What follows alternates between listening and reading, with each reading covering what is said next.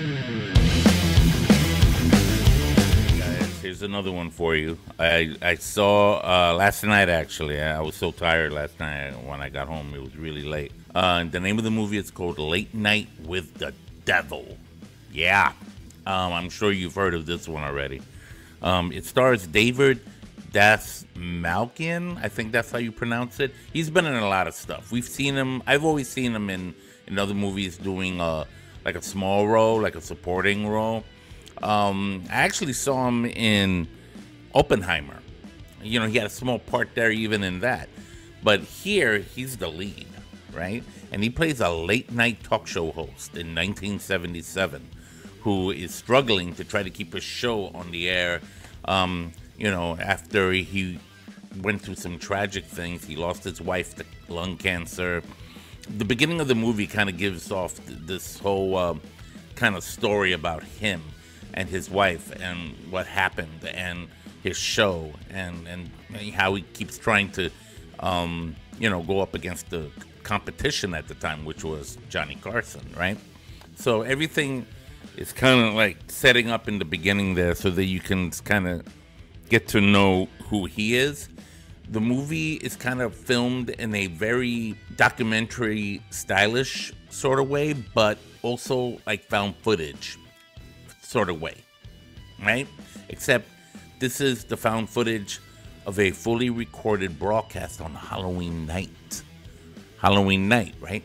Where he has a psychic, he has a skeptic, and he has a parapsychologist with a little girl named Lily who was rescued from a satanic cult. Very reminiscent of Anton LaVey's First Church of Satan, which was established in San Francisco, you know, from that time period. It really reminded me of that. And when they come on the show, you know, there's different aspects to the show. You know, this is his big chance to really try to get high ratings, right? So he does this, and when you kind of like feel for him from the very beginning because they set it up for you that way. So this guy, his name is Jack. His show's name is Night Owls, right? And it's kind of cool. It made me feel like I was watching an actual late night show from 1977, the way they were back then. Even the ratio of the screen was square instead of wide angled the way where we've become normalized to see it nowadays. So it really added that. It also had like behind the scenes, like what was happening during the commercial breaks. Okay, behind the scenes, Jack talking to the producers, the makeup artist, whoever else, right?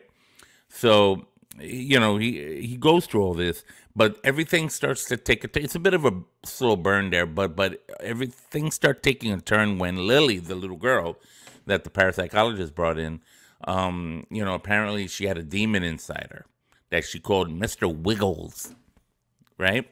And forget it, like at that point things start to, and you see her, she, you know, she keeps staring at the screen and it looks kind of creepy, and she has this way of talking that makes you think, oh snap, is that Lily or is that Mr. Wiggles?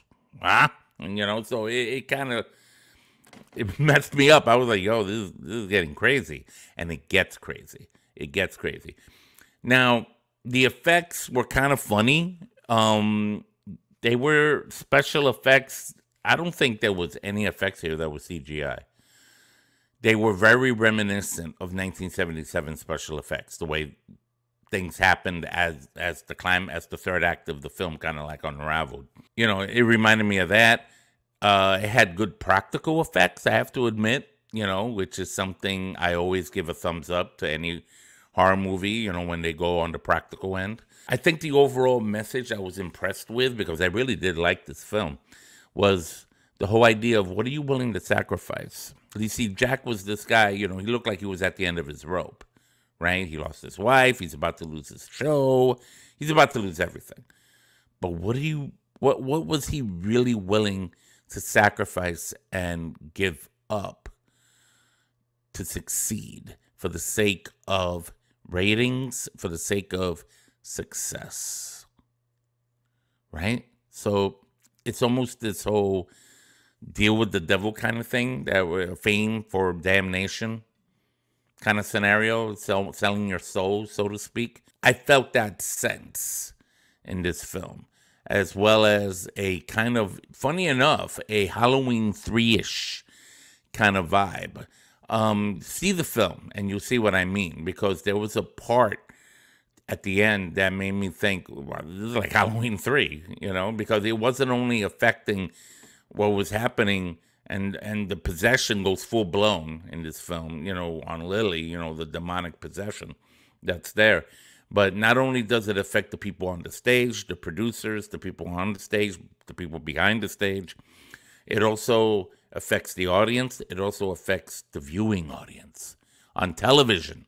So it becomes this otherworldly thing. You almost get confused. I loved it because I at some point I felt like I didn't know what was really happening and what wasn't happening. It was almost like a deception happening, and it was all, centered on the demonic, right? So it was this really, I wouldn't call it scary. It wasn't scary to me. There are no jump scares and anything. But I'll tell you this much.